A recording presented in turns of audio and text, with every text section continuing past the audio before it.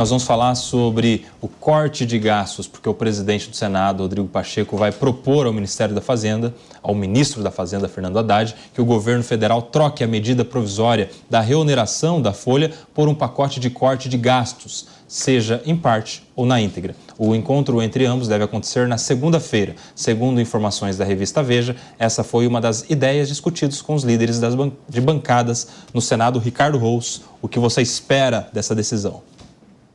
Nelson, esse pacote, essa medida provisória não caiu bem, nem na Câmara, nem no Senado.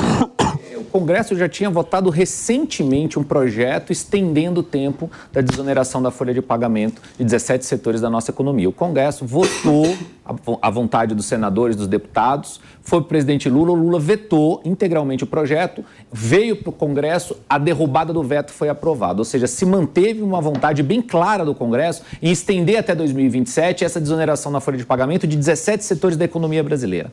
Aí vem uma medida provisória do Fernando Haddad querendo reonerar, assim, gradativamente esses 17 setores e não caiu legal no Congresso. Então, acho que a gente já esperava que fosse devolvida ao Fernando Haddad a medida provisória, a gente esperava ou que o Congresso simplesmente sentasse em cima da medida provisória e não votasse ela, mas houve um diálogo, o Rodrigo Pacheco resolveu propor algumas questões para o ministro da Fazenda, dentre elas corte de gastos, que eu falei inclusive isso aqui nesse programa recentemente. O governo precisa cortar gastos. Agora, o que vale a pena também dar uma destacada aqui, que dentre esses cortes de gastos, poderiam estar as emendas parlamentares, que no ano que vem serão cerca de 50 bilhões de reais para dar na mão de político fazer pré-campanha eleitoral, que quer inclusive estabelecer um calendário. Então talvez seja uma boa que comece a cortar os gastos das próprias emendas dos senadores e dos deputados.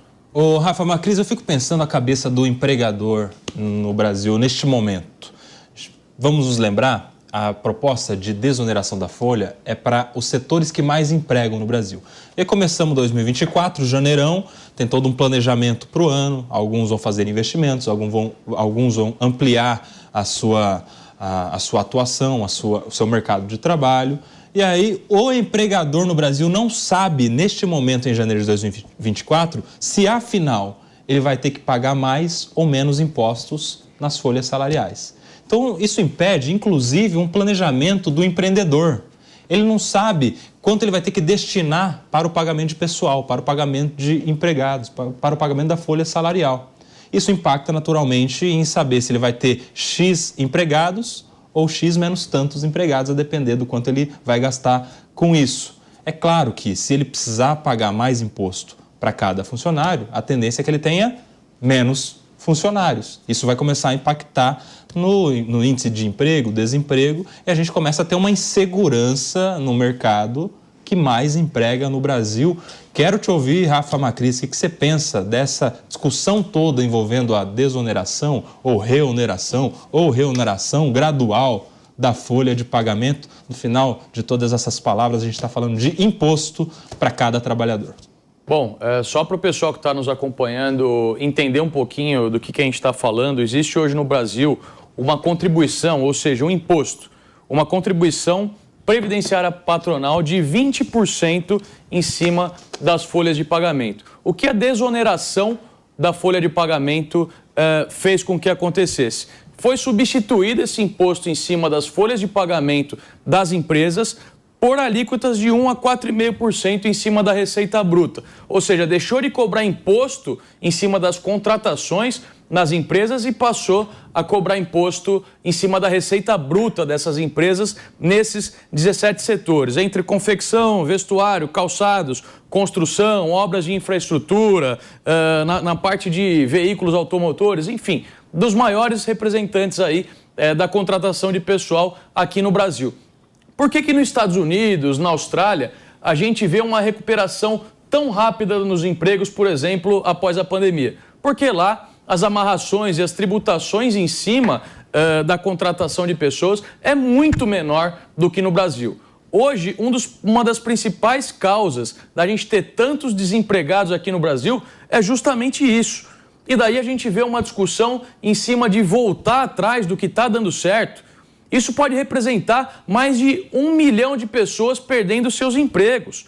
Daí a gente faz uma retrospectiva do ano passado aqui, Coba. A gente teve criação de novos ministérios, aumentou cerca de 60% a quantidade de ministérios aqui no nosso país, aumento de salário de deputados, aumento de salário de senadores, aumento do salário de ministro do Supremo Tribunal Federal, gastos com viagens, privilégios que não têm fim para o funcionalismo público, orçamento secreto, como foi colocado aqui pelo Ricardo, mais de 40 bilhões em emendas parlamentares no ano passado e esse ano uma previsão aí de quase 50 bilhões de reais. E onde que eles querem cortar para procurar o déficit zero no Brasil? Eles querem cortar em cima dos geradores de emprego. Isso é um completo absurdo. Por que não cortam privilégios no Congresso Nacional, na elite do funcionalismo público, no Executivo, que tanto gasta e tem que, infelizmente, cortar nas pessoas que mais precisam? Falando no déficit zero, Ana Beatriz, a gente está vendo a reação, em especial do governo federal e do ministro da Fazenda, à decisão do Congresso Nacional de ter prorrogado a desoneração da folha exatamente com esse argumento.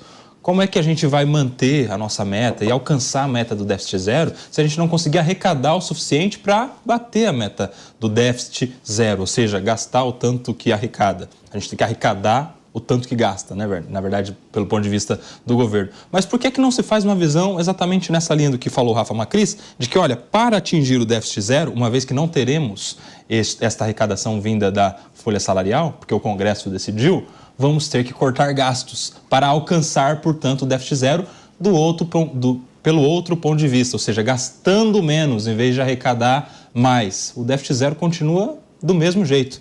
Não seria um bom caminho para a gente alcançar, portanto, essa famigerada meta, a meta do déficit zero? Você está fazendo a pergunta para a pessoa errada, porque eu sou 100% do time que isso seria resolvido se a gente tivesse um pouquinho mais de consciência do governo com relação aos gastos. O Rafa falou aqui dos aumentos, dos luxos. A gente sabe que o aparato estatal ele é muito complexo, mas me chama muito a atenção a facilidade do governo em criar receita e a dificuldade do governo em reduzir gastos. A reoneração da folha, ela é uma medida drástica por todos os motivos que a gente já comentou e ela é uma receita que não estava prevista no orçamento. Já vinha há anos acontecendo. É diferente, por exemplo, de se criar uma desoneração nesse momento. Então, a minha pergunta, a minha reflexão é no seguinte sentido. Se essa receita já não existia, por que foram orçados tantos gastos? E aí, eu faço a mesma pergunta do meu colega Ricardo. A gente tem uma quantidade sobrenatural de emenda parlamentar. É só reduzir. Em 40 segundos, ô Paulo Loyola, como é que a gente vai resolver essa disputa agora que vai se instaurar na reunião entre Pacheco, presidente do Congresso Nacional, que traz um clamor dos congressistas para a manutenção do que já foi decidido, com Fernando Haddad, que quer reonerar novamente a folha? Bem, eu, na verdade, vou trazer aqui só mais um dado aí de pesquisa, porque de 2013 a 2023, esse processo começou ali de desoneração em 2012, os setores desonerados tiveram uma queda de 13% nos empregos, enquanto outros setores que não foram desonerados cresceram 6%.